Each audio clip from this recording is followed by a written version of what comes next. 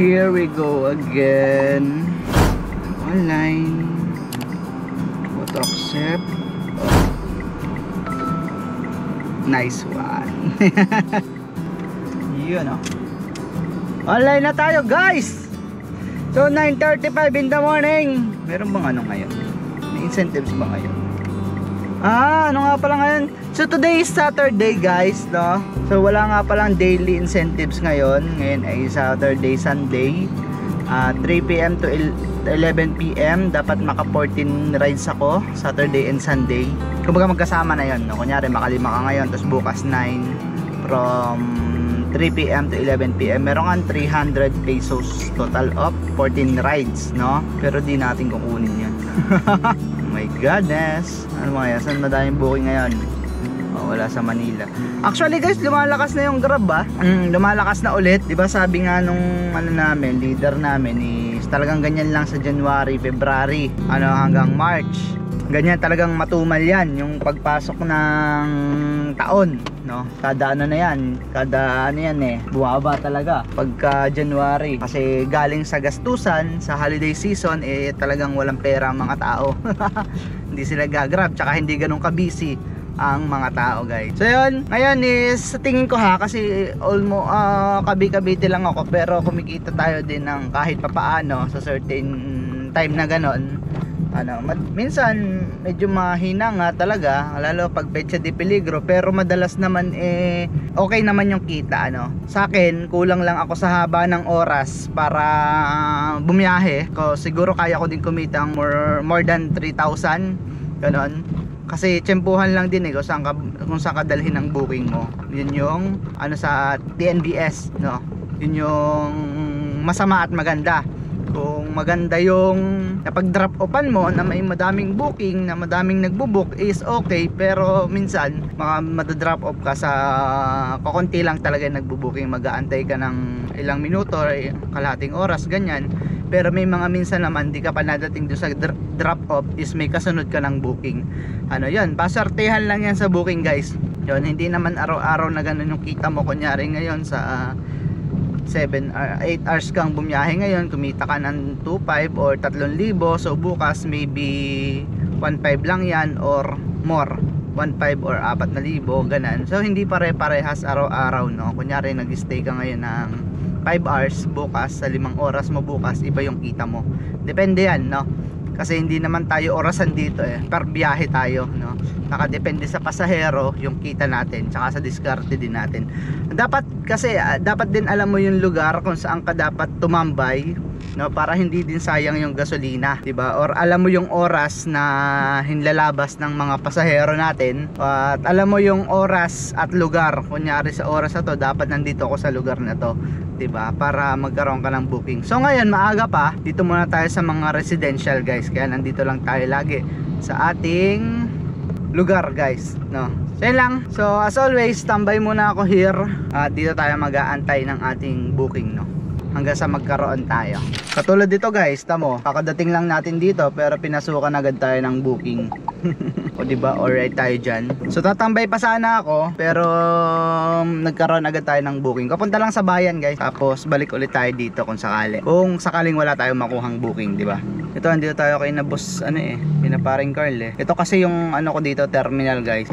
Terminal ko dito sa Dasma. Talagang hindi ako nasisiro dito ng booking, no? So sala pa yung parking ko, nakagano na ako kanina eh. Tapos yung pick up natin ngayon, papunta naman dyan. So first booking in the morning, 113 pesos. Kasi hindi traffic yan eh ngayon. Kasi nag-iiba-iba, guys, yung presyo ni Grab. Depende sa ETA. Depende kung anong oras ka makakarating doon, yung estimated time arrival nyo, diba? Kita naman ng Grab yan, kasi kita nila kung saan traffic, kung anong oras ka possible makarating, no? Kung talagang sobrang heavy traffic, guys, yan, mataas ang presyo nyan. Ramdam ko yan pag rush hour. Pag rush hour talaga is ang mahal ng singil ni Grab, no? Kaya kung di naman kayo nagmamadali, antayin nyo lumipas yung rush hour bago kayo mag-book. So mga kawasak, first booking done. So nandito tayo sa High Precision hospital to, guys, no? Hospital ba o clinic lang? Parang clinic lang to, no? Si ate magbubook tayo ng Grab, para di na tayo paanahin, baka mag-grab yun. Hindi naman nag-grab. Sana kinausap niya lang ako, tapos kuya baka pwedeng hatid mo na lang ako dun, no? Ito, walang komisyon. Charot, bawal yun. So mga kawasak, so balik tayo daw saan tayo nang galing. And then dun tayo mag-aabang ng booking, kasi maaga pa naman, wala pa tayong mapapasahero sa mall. It's either na may makuha agad tayong booking along the way, pero kung wala, diretso tayo dun sa atin second booking, guys. So meron na tayong panibagong booking. So papunta to, guys, na Vista Mall lang naman, dito lang din sa Dasma. So madali na yan, alam ko na yung shortcut dito. Yun ang kahalagahan kapag kabisado mo na ang lugar nyo. Yung mga pasikot-sikot ay madali mo nang mapupuntahan, no? Alright, maniobra again. Ikalawang booking ngayong araw, Vista Mall. Di ko alam kung saan ako lulusot after ko sa Vista Mall, eh. Umikot kaya ako papuntang Palapala, no? Or bala na. Hi! Sana magtuloy-tuloy na yung booking natin, no? Napatambay na ako dyan siguro almost 30 minutes din, guys. Hi!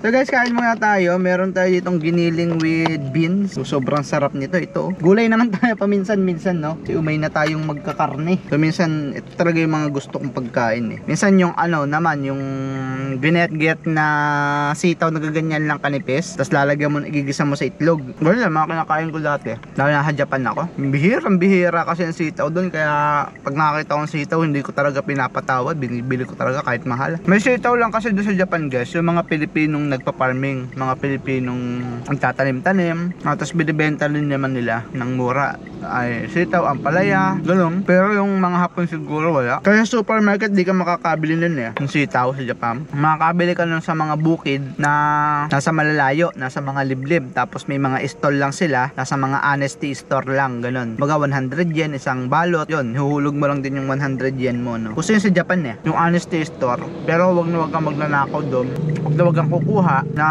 hindi 100 yen yung ilalagay mo, o kaya wala kang ilalagay, hindi ka magbabayad. Kasi may mga CCTV yun, no? Pwede kang i-report. Mabilis nilang matatrack yung pagmumukha mo pag nakita doon. Sa wakas, after kulang 2 hours, guys. Grabe, no? So mag-rolling na sana ako kanina, kaso nga lang, tinamad ako. Mas masarap humiga, eh. Ganun talaga pag galawang tamad, guys.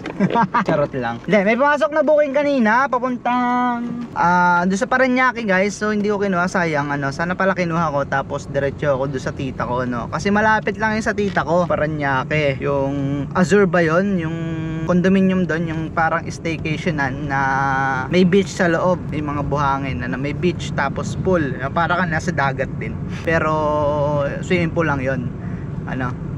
So di ko kinuha. Tapos ngayon may dumating naman na papunta ng 13 Martires Cavite, guys. May escape lang, oh. Yung pwede ito 300, 350 pesos. 343 pesos, guys. Pwede na to. Kaysa doon kanina Parañaque, magkano lang, 550. Sabi ko hindi na.